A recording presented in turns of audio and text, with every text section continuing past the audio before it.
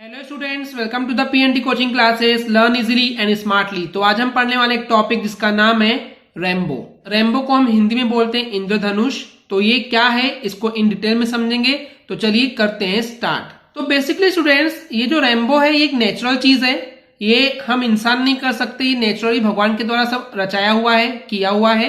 तो इस रेनबो में होता ये है कि हमको 7 कलर्स दिखाई देते हैं आसमान में, जिसको हम स्पेक्ट्रम बोलते हैं। स्पेक्ट्रम का मतलब ही होता है कि 7 कलर्स का कॉम्बिनेशन, जिसका शॉर्टकट होता है विबग्योर।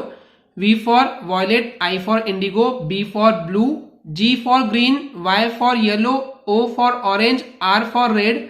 ये 7 कलर्स हमको आसमान में दिखाई देते हैं और ये तब दिखाई देता है, तब अपीयर होता है जब बारिश हो जाती है और बारिश के बाद में हमको स्काई में यानी आसमान में दिखाई देता है, राइट।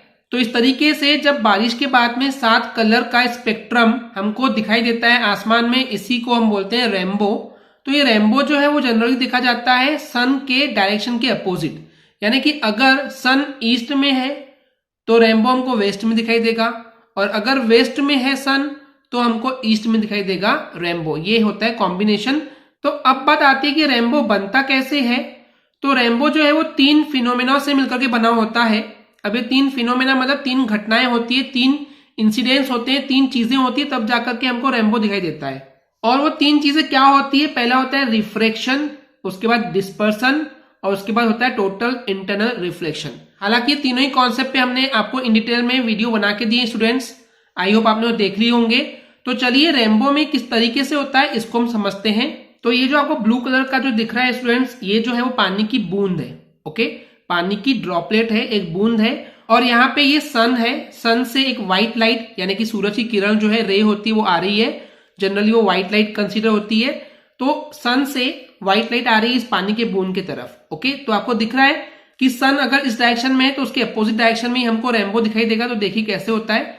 यहां से ये सन से एक व्हाइट लाइट आती है जो कि इस पानी की बूंद पे स्ट्राइक करती, टकराती है, और वहां से होता है रिफ्रैक्शन।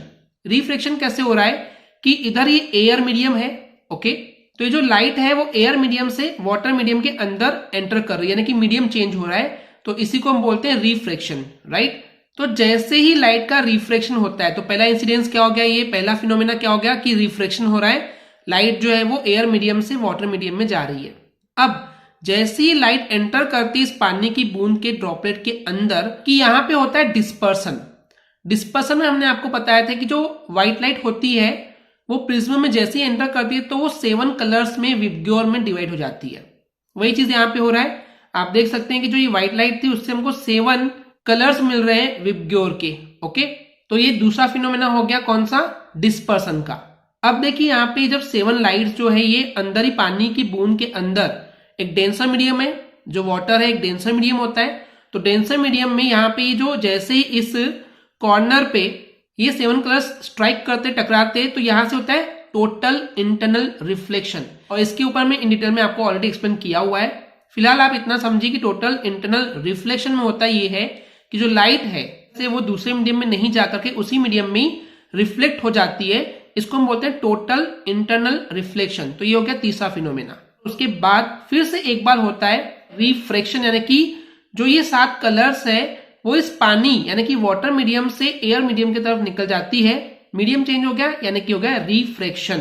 तो इस तरीके से जो 7 लाइट्स हैं हम इंसानों की आंखों तक पहुंचती है और हमको ये रेनबो फिर आसमान में दिखाई देता है जस्ट बारिश के बाद। तो इस तरीके से रेनबो बनता है और हमको दिखाई देता है। ओके स्टूडेंट्स, क्लियर है? आई होप स्टूडेंट्स आपको एक क्लियर हो गया होगा। अगर आपको हमारी वीडियो से कुछ भी सीखने मिला है, नॉलेज मिला, तो प्लीज हमारे चैनल को सब्सक्राइब कीजिए एंड वीडियो को लाइक जरूर करें। आज के लिए इतना ही, थैंक यू।